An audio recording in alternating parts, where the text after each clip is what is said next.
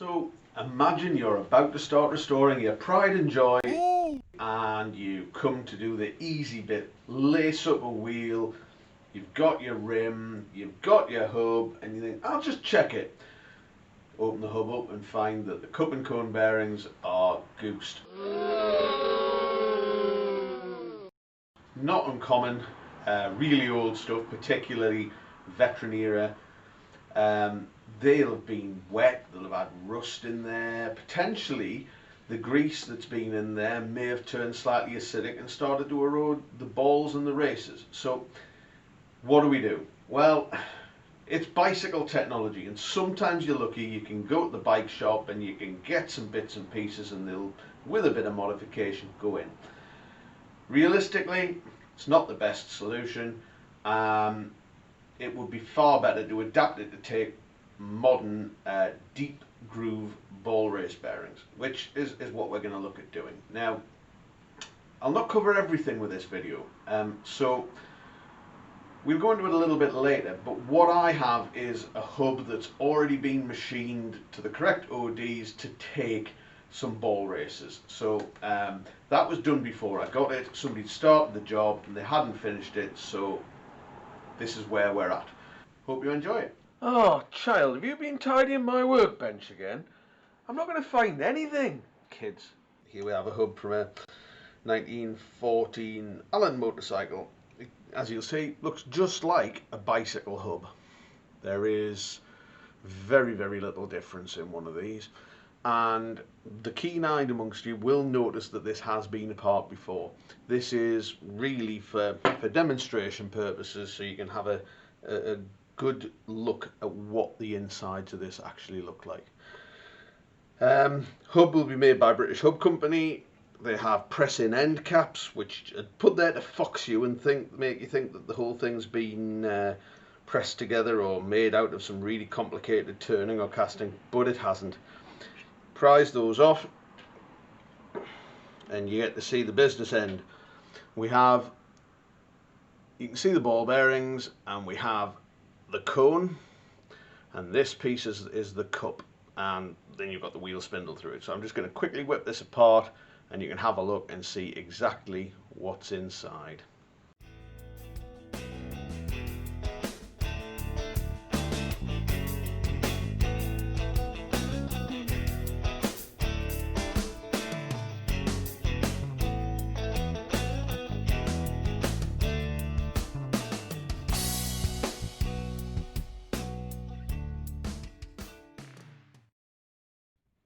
Okay, so that's everything dismantled. We've got the hub itself, the wheel spindle, two cones, two cups, some end washers and some bearings. Oh, thanks for doing the drawings, but you could have cleared the desk up for me.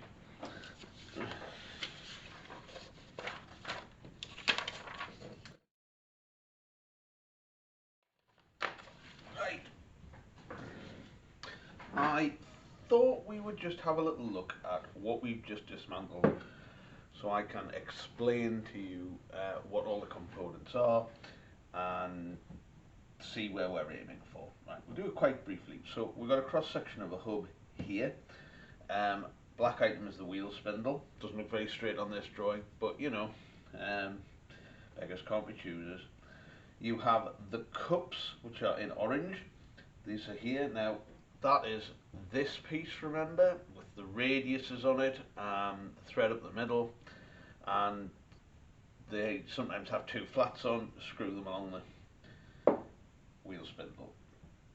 And then you have the cone, a bit like this, sat there, and then the green bits show the bearings. So the way it works is the cones are pressed into the hub on either side. You have the balls are then put into place, and then you screw the cones in against the balls, which allows it to rotate and takes up any side play. And the critical thing here is the distance between these 2 points, because they are where they go into either your forks or your chain stays. That's critical. Now what we're going to do is we are going to replace these cup and cone bearings with something like this. deep groove ball bearing. Fantastic bit of kit. It sits in here and takes the place of the cone, the cup and the bearings, but you do need to centre the shaft up, and we do need to make it look like a cup and cone bearing, otherwise it just would look out of place. So there you can see the balls inside the ball race. In this case they're in a cage, and the side play on it is very little. You don't need taper bearings in this type of arrangement. The side thrust on a motorcycle hub is very small, because mainly it's all through the wheel and tyre directly on the road, so it's mainly a radial rather than an axial thrust.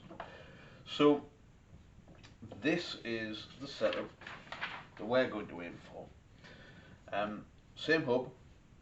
What we have is shown here, the ball race, like that. This assumes that the hub has been machined to the right size to take the OD of this bearing, slide it in up against the shoulder, like that. You then have a spacer in the middle so that you can't squash the bearings together. If you do put too much force on the side of these, pushing them together, they will go tight and run hot.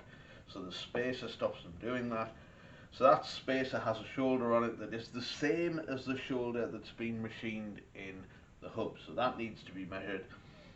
And then you have the replacement for your cones, which are only there to centre up the shaft on the bearing. And it's something like that. It's like a square shouldered cone almost. And that's shown here in orange. So we have wheel spindle in black, spacer in the middle in orange, fake cones left and right in orange, and then the ball races. Now, if you have a bearing goes down on this, you unscrew it, you take it out, you take the bearing out, you buy a new one, you put it in, put it back together. With a cup and cone system, you know, we were talking about replacing ball bearings, we're talking about getting cups and cones reground, replated, rehardened. It's really a lot of work to do that, and that is why we're aiming for this situation. So we replace this cone with this type of fake cone, and it should look the same from the outside. So again, like I say, we need to make sure that the critical dimensions here are inside of the cone, so we make the space the right length so it doesn't squash the bearings or stop them shouldering, and the length of the fake cones so that when it goes into the chain stays or into the forks, it's in the right place. So that's what we're aiming for. We'll now make all of these components and then assemble it. So I just dug this up and we measured it, face it off, clean it up, get somewhere near the bearing surface, and then bore a hole through, and that should make the start of our spacer for this wheel bearing setup.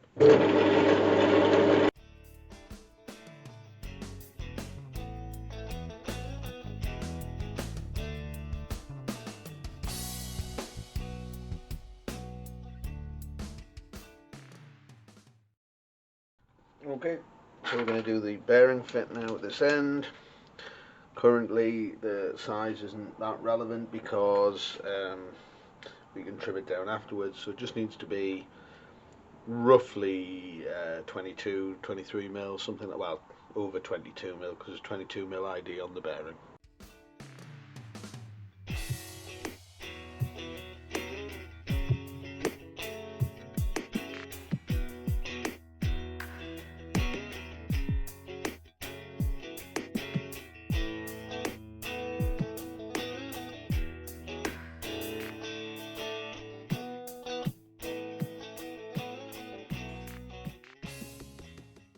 Right, so we just turned it round, just going to square the end off a little bit, and then we'll do some proper measuring.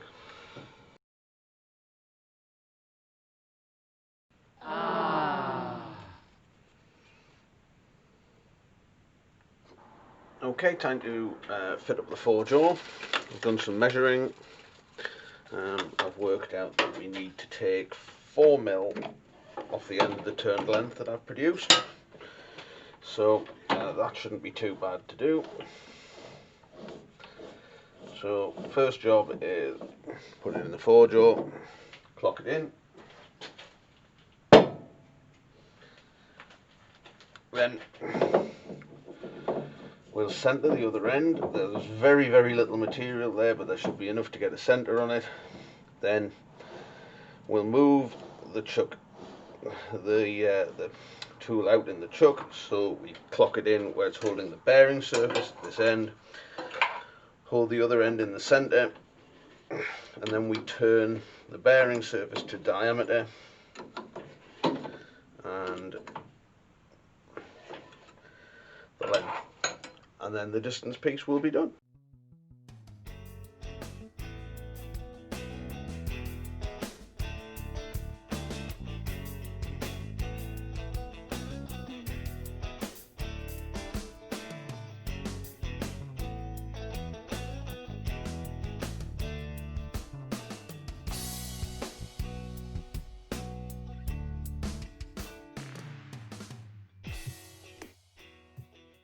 Just before we do anything else, we'll just double check. And yeah.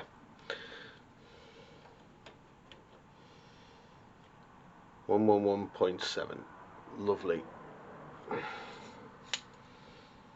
The last job on this is to finish the hole through. Now, to do that, I'd put it back in and centre it, but we wouldn't get in to machine that surface if I'd put the big hole through.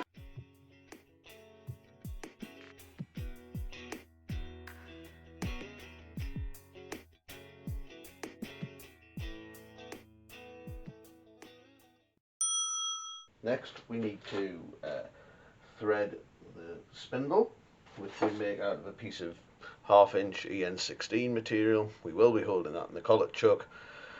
Quite simple, 1/2 inch 20 cycle thread on each end and cut to length.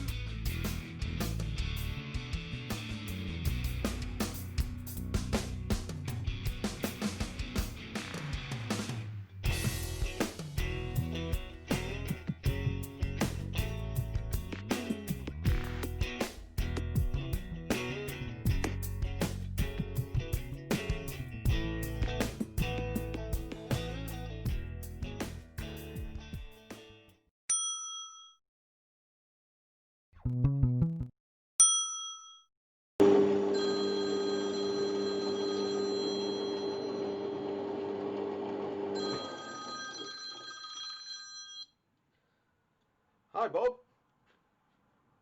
You what? Oh, you're kidding me. The chain adjusters, the back wheel adjusters even, yeah, they sit inside the chain stays. So the wheel's got to fit between the chain stays and the adjusters. You do know I've just about finished machining all of that, don't you? Oh well, better to know now. Thanks for the heads up. Bye. Well, that was Bob. I have to take a few more mil off this. Better go and measure it. If you want to see some really exciting machining, you should check him out on his channel. I'll post a link below.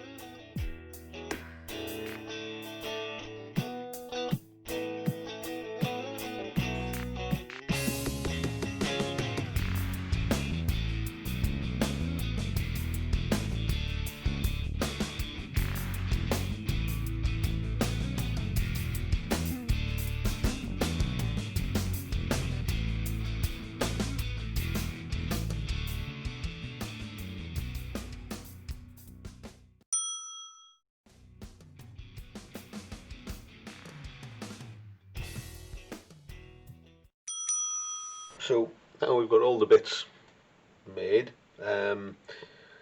all the bits that we want to replicate the old cup and cone system and look right and make sure it goes together properly. We've got a couple of nice little stainless end caps, pair of bearings, spacer tube, wheel nuts, and then we've got the turned pieces. So if you remember, we've got this piece which is turned to take the brake plate, so they go on one side,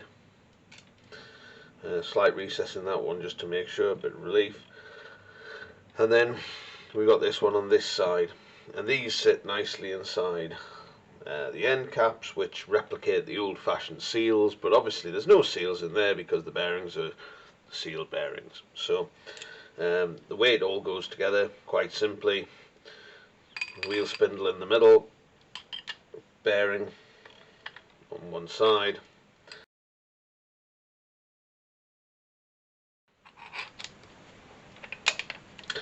the other side, bearing. Now this time we've got two pieces, so that one we've got to make sure is the right one. It's got the right ID for the bearing. Lovely. So that's the bearings and spacers. And if you imagine, we would have one end cap on one side, one end cap on the other side, one side inside the brake drum. That's how the assembly will look, except we have to put the brake drum on. So we better have a quick look at that, hadn't we? Now that's this side, so you can see there's a relief, and so here comes the brake plate. So brake plate, you can see there's a hole. This then locates on there. The brake plate only needs to be located centrally. The torque arm does the rest, stops it moving, but this holds it square and centrally. So there we go, the finished assembly.